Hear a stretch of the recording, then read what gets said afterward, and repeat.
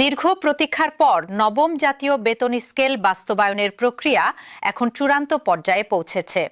সাবেক অর্থ সচিব জাকির আহমেদ খানের নেতৃত্বে গঠিত পে কমিশন তাদের প্রতিবেদন ইতিমধ্যে সরকারের সর্বোচ্চ পর্যায়ে জমা দিয়েছে। এই প্রতিবেদন অনুযায়ী সর্বনিম্ন গ্রেডের বেতন প্রায় 2.5 গুণ পর্যন্ত বাড়ানোর প্রস্তাব করা হয়েছে। ঠিক কবে থেকে এই বর্ধিত বেতন হাতে পাবেন কর্মচারীরা, বকেয়া টাকা কিভাবে পরিশোধ হবে আর কোন গ্রেডে বেতন কত দাঁড়াবে, সেসব খুঁটিনাটি তথ্য নিয়েই সাজানো হয়েছে আজকের বিশেষ এই প্রতিবেদন। তাই ভিডিওটি শেষ পর্যন্ত দেখার অনুরোধ রইল, কারণ শেষ দিকে থাকছে গ্রেড ভিত্তিক সম্ভাব্য বেতনের সম্পূর্ণ তালিকা এবং কর্মচারীদের জন্য জরুরি কিছু পরামর্শ। প্রিয় দর্শক, বাংলাদেশের সর্বশেষ জাতীয় বেতন স্কেল ঘোষণা করা হয়েছিল 2015 সালে। এরপর প্রায় 1 দশক পার হয়ে গেলেও নতুন কোনো বেতন কাঠামো আসেনি। অথচ এই সময়ের মধ্যে দ্রব্যমূল্য বেড়েছে কয়েক গুণ। বাসা ভাড়া থেকে শুরু করে শিক্ষা, চিকিৎসা সব খাতেই ব্যয় বেড়েছে বহুগুণ। ফলে সরকারি চাকরিজীবীদের একটি বড় অংশ দীর্ঘদিন ধরেই দাবি জানিয়ে আসছিলেন নতুন পে স্কেলের জন্য। এই প্রেক্ষাপটেই সরকার নবম বেতন কমিশন গঠনের সিদ্ধান্ত নেয় এবং কমিশনকে দায়িত্ব দেওয়া হয় নতুন একটি বাস্তবসম্মত বেতন কাঠামো প্রণয়নের। এখন আসা যাক সবচেয়ে গুরুত্বপূর্ণ প্রশ্নে। নবম পে স্কেল আসলে কবে থেকে কার্যকর হবে? বিভিন্ন নির্ভরযোগ্য সূত্র এবং সরকারি ইঙ্গিত অনুযায়ী জানা যাচ্ছে, চলতি 2026-27 অর্থ বছরের শুরু থেকে অর্থাৎ 1 জুলাই 2026 থেকেই নতুন বেতন কাঠামো কার্যকর হওয়ার একটি জোরালো সম্ভাবনা তৈরি হয়েছে। তবে এখানে একটি গুরুত্বপূর্ণ বিষয় মাথায় রাখা প্রয়োজন। আনুষ্ঠানিক গেজেট প্রকাশে কিছুটা বিলম্ব হলেও সরকার সিদ্ধান্ত নিয়েছে যে 1 জুলাই তারিখ থেকেই এটি কার্যকর হিসেবে গণ্য করা হবে। অর্থাৎ গেজেট প্রকাশ হতে যদি জুলাই, আগস্ট বা সেপ্টেম্বর পর্যন্ত সময় লাগে, তারপরও কর্মচারীরা জুলাই মাস থেকে হিসাব করে সমস্ত বকেয়া অর্থ একসঙ্গে পাবেন। এই তথ্যটি বিশেষভাবে গুরুত্বপূর্ণ, কারণ এতে বোঝা যাচ্ছে সরকার কোনোভাবেই কর্মচারীদের আর্থিক ক্ষতির মুখে ফেলতে চাইছে না। দর্শক, এবার জেনে নেওয়া যাক কেন গ্যাজেট প্রকাশে এত দেরি হচ্ছে। অর্থ মন্ত্রণালয় সংশ্লিষ্ট সূত্র জানাচ্ছে, নতুন পে কমিশনের জন্য সম্ভাব্য প্রয়োজন প্রায় 40,000 কোটি টাকা। কিন্তু বর্তমান বাজেট বাস্তবতায় সরকারের হাতে থাকা তহবিলের সিংহভাগ ইতিমধ্যেই জ্বালানি ভর্তুকি, কৃষি ঋণ মওকুফ এবং ফ্যামিলি কার্ডের মতো জনকল্যাণমূলক খাতে বরাদ্দ হয়ে গেছে। ফলে সম্পূর্ণ বেতন কাঠামো এক ধাক্কায় বাস্তবায়ন করা আর্থিকভাবে বেশ চ্যালেঞ্জিং হয়ে দাঁড়িয়েছে। তবে 2026-27 অর্থ বছরের বাজেট অধিবেশনে পে স্কেল বাস্তবায়নের জন্য প্রায় 35 থেকে 37,000 কোটি টাকা বিশেষ বরাদ্দ নিয়ে আলোচনা হয়েছে বলে জানা যাচ্ছে। এই বিশাল অঙ্কের বরাদ্দ থেকেই স্পষ্ট হয় সরকার বিষয়টি নিয়ে যথেষ্ট গুরুত্ব সহকারে এগোচ্ছে।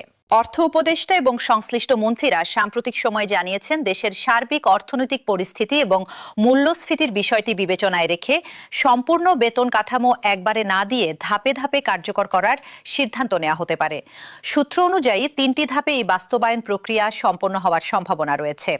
প্রথম ধাপে অর্থাৎ জুলাই 2026 থেকে মূল বেতন সর্বোচ্চ 50% পর্যন্ত বৃদ্ধি করে কার্যকর করা হতে পারে। এরপর পরবর্তী 2টি ধাপে বাকি অংশ ক্রমান্বয়ে সমন্বয় করা হবে। এই পদ্ধতিতে একদিকে যেমন সরকারের আর্থিক চাপ কিছুটা কমানো সম্ভব হবে, তেমনি কর্মচারীরাও দ্রুত কিছু বাড়তি অর্থ হাতে পাবেন। এবার আসা যাক প্রস্তাবিত বেতন কাঠামোর বিস্তারিত তথ্যে। অর্থ মন্ত্রণালয়ের প্রাথমিক খসড়া এবং পে কমিশনের সুপারিশ অনুযায়ী সরকারি চাকরিজীবীদের মূল বেতন প্রায় 100% পর্যন্ত বাড়ার সম্ভাবনা রয়েছে। সবচেয়ে নিচের গ্রেড অর্থাৎ 20তম গ্রেডে বর্তমানে সর্বনিম্ন মূল বেতন 8,250 টাকা। প্রস্তাব অনুযায়ী এই বেতন বাড়িয়ে 20,000 টাকা করার সুপারিশ করা হয়েছে। অন্যদিকে সবচেয়ে উপরের গ্রেড অর্থাৎ প্রথম গ্রেডের সর্বোচ্চ বেতন বাড়িয়ে প্রায় 78,000 টাকা পর্যন্ত নির্ধারণের প্রস্তাব রয়েছে। মাঝের গ্রেডগুলোতেও অনুপাতিক হারে বেতন বৃদ্ধির সুপারিশ করা হয়েছে। তবে দর্শক, এখানে একটি বিষয় মনে রাখা জরুরি, এটি এখনো প্রস্তাবিত তালিকা মাত্র। চূড়ান্ত সরকারি প্রজ্ঞাপন বা গেজেট প্রকাশিত হলে সেটি চূড়ান্ত হিসেবে গণ্য হবে। তাই এই মুহূর্তে যে সংখ্যাগুলো আলোচনায় আসছে সেগুলো একটি নির্দেশনামূলক ধারণা হিসেবে দেখাই ভালো। সরকারি কর্মচারী কল্যাণ সমিতি সহ বিভিন্ন সংগঠনের পক্ষ থেকে বেশ কিছু গুরুত্বপূর্ণ দাবি তোলা তোলা হয়েছে। প্রথম দাবি হলো অবিলম্বে নবম পে স্কেল ঘোষণা এবং গ্যাজেট প্রকাশ করা। দ্বিতীয় দাবি, গ্যাজেট প্রকাশে বিলম্ব হলে অন্তর্বর্তীকালীন ব্যবস্থা হিসেবে 50% মহার্ঘ ভাতা প্রদান করতে হবে। তৃতীয় দাবি হলো বিগত কয়েক বছরে সংকুচিত হয়ে যাওয়া টাইম স্কেল এবং সিলেকশন গ্রেড পুনর্বহাল করা। চতুর্থ দাবি হলো পেনশন গ্র্যাচুইটির হার প্রতি 1 টাকায় 500 টাকা নির্ধারণ করা এবং শতভাগ পেনশন সুবিধা নিশ্চিত করা। কর্মচারী নেতারা বলছেন, শিক্ষা, চিকিৎসা, বাসা ভাড়া, গ্যাস, বিদ্যুৎ সহ নিত্য প্রয়োজনীয় ব্যয় মেটাতে গিয়ে অনেক কর্মচারী পরিবার এখন আর্থিক চাপে দিন কাটাচ্ছেন। তাই তাদের দাবি, দ্রুত সময়ের মধ্যে এই বেতন কাঠামো চূড়ান্ত করে বাস্তবায়ন করা হোক। দর্শক, এই দাবির প্রেক্ষিতে দেশের বিভিন্ন জেলায় সরকারি কর্মচারীরা মানববন্ধন এবং প্রতিনিধি সমাবেশের আয়োজন করেছেন। মানিকগঞ্জ সহ বিভিন্ন জেলায় বাংলাদেশ সরকারি কর্মচারী কল্যাণ সমিতির স্থানীয় শাখাগুলো সমাবেশ ও আলোচনা সভার আয়োজন করে সরকারের কাছে দ্রুত গেজেট প্রকাশের দাবি জানিয়েছে। বক্তারা তাদের বক্তব্যে বলেছেন, দীর্ঘদিন ধরে বেতন কাঠামো পুনর্বিন্যাসের অপেক্ষায় থাকা প্রায় 22 লাখ কর্মচারী কর্মকর্তা এখন একটি স্পষ্ট সিদ্ধান্তের অপেক্ষায় দিন গুনছেন। পদোন্নতি ও টাইম স্কেল সংকুচিত হয়ে যাওয়ায় তারা মনে করছেন আর্থিকভাবে তারা পিছিয়ে পড়ছেন। তবে দর্শক, এখানে আরেকটি গুরুত্বপূর্ণ তথ্য জানিয়ে রাখা প্রয়োজন। বেতন কাঠামো নিয়ে একটি পর্যালোচনা প্রক্রিয়াও চলমান রয়েছে। সচিব পর্যায়ের একটি 10 সদস্যের বিশেষ কমিটি বর্তমানে কমিশনের সমস্ত সুপারিশ খুঁটিয়ে যাচাই বাছাই করছে। এই পর্যালোচনা প্রক্রিয়ার কারণে বাস্তবায়নে সামান্য বিলম্ব হলেও বিশেষজ্ঞরা মনে করছেন এর ফলে সরকারি কর্মচারীদের জন্য আরও ন্যায্য এবং বাস্তবসম্মত একটি বেতন কাঠামো নিশ্চিত হবে। অর্থাৎ তাড়াহুড়ো করে কিছু ঘোষণা না দিয়ে সরকার চাইছে বিষয়টি সব দিক বিবেচনা করে চূড়ান্ত করতে। এবার একটু বিস্তারিত জেনে নেওয়া যাক গেজেট প্রকাশের সম্ভাব্য সময় নিয়ে। একাধিক সূত্র বলছে, জাতীয় সংসদে বাজেট পাশের পর অর্থাৎ জুন মাসের শেষে বা জুলাইয়ের শুরুতে অর্থ মন্ত্রণালয় নতুন বেতন কাঠামোর চূড়ান্ত প্রজ্ঞাপন বা গেজেট প্রকাশ করবে বলে আশা করা হচ্ছিল। তবে সর্বশেষ তথ্য অনুযায়ী চলতি জুলাই মাসের মাঝামাঝি সময়ে এই গেজেট প্রকাশিত হতে পারে বলে ইঙ্গিত পাওয়া যাচ্ছে। আবার কিছু সূত্র বলছে আগস্টের শেষ কিংবা সেপ্টেম্বরের শুরুতেও এটি প্রকাশিত হতে পারে।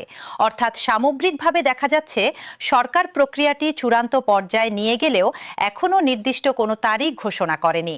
তবে যেটি সবচেয়ে স্বস্তির খবর তা হলো, গেজেট যতই দেরিতে প্রকাশ হোক না কেন, কার্যকরের তারিখ হিসেবে 1 জুলাই 2026কেই ধরা হবে।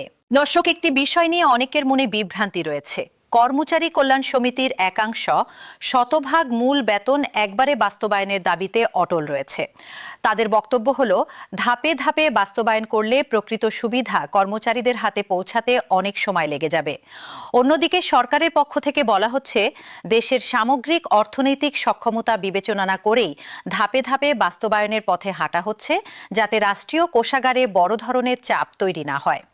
কিছু কর্মচারী নেতা আবার অভিযোগ করছেন যে এই বিষয়ে বিভ্রান্তি ছড়ানোর পেছনে স্বার্থান্বেষী একটি মহল কাজ করছে। তাই দর্শক, এই মুহূর্তে সবচেয়ে গুরুত্বপূর্ণ কাজ হলো নির্ভরযোগ্য সূত্র থেকে তথ্য যাচাই করা এবং সরকারি ঘোষণার জন্য অপেক্ষা করা। চলুন এবার একটু বিস্তারিতভাবে জেনে নেওয়া যাক গ্রেড ভিত্তিক সম্ভাব্য পরিবর্তনগুলো। বর্তমান কাঠামোতে সরকারি চাকরিতে মোট 20টি গ্রেড রয়েছে। সবচেয়ে নিচের গ্রেড অর্থাৎ 20 নম্বর গ্রেডে বর্তমানে সর্বনিম্ন মূল বেতন 8,250 টাকা, যা বাড়িয়ে 20,000 টাকা করার প্রস্তাব রয়েছে। মধ্যম সারির গ্রেড যেমন 16 থেকে 11 নম্বর গ্রেডের কর্মচারীদের বেতনও উল্লেখযোগ্য হারে বাড়ানোর সুপারিশ করা হয়েছে। উচ্চপদস্থ কর্মকর্তাদের ক্ষেত্রে অর্থাৎ 10 নম্বর গ্রেড থেকে প্রথম গ্রেড পর্যন্ত সর্বোচ্চ বেতন প্রায় 78,000 টাকা পর্যন্ত নির্ধারণের কথা ভাবা হচ্ছে। এই পরিবর্তনের ফলে সবচেয়ে বেশি উপকৃত হবেন নিম্ন ও মধ্যম স্তরের কর্মচারীরা, কারণ তাদের বেতন বৃদ্ধির হার শতাংশের হিসেবে সবচেয়ে বেশি হবে। দর্শক, এবার একটু আলোচনা করা যাক পেনশন সংক্রান্ত বিষয়ে। বর্তমানে অবসরপ্রাপ্ত সরকারি কর্মচারীদের পেনশন গ্র্যাচুইটির হার নির্দিষ্ট একটি অনুপাতে নির্ধারিত রয়েছে। কল্যাণ সমিতির দাবি হলো, নতুন পে স্কেলের সঙ্গে সামঞ্জস্য রেখে এই হার প্রতি 1 টাকায় 500 টাকা করে নির্ধারণ করা হোক। পাশাপাশি শতভাগ পেনশন সুবিধা নিশ্চিত করার দাবিও জোরালোভাবে উঠে এসেছে। উল্লেখযোগ্য বিষয় হলো, বিগত পে স্কেলে অবসরকালীন কর্মচারীদের জন্য এই সুবিধা পুরোপুরি পুরোপুরি নিশ্চিত করা হয়নি, যার ফলে অনেক অবসরপ্রাপ্ত কর্মচারী এখনও এই সুবিধা থেকে বঞ্চিত। তাই নতুন পে স্কেলে এই বিষয়টি অন্তর্ভুক্ত হবে কিনা তা নিয়েও কৌতূহল রয়েছে সংশ্লিষ্টদের মধ্যে।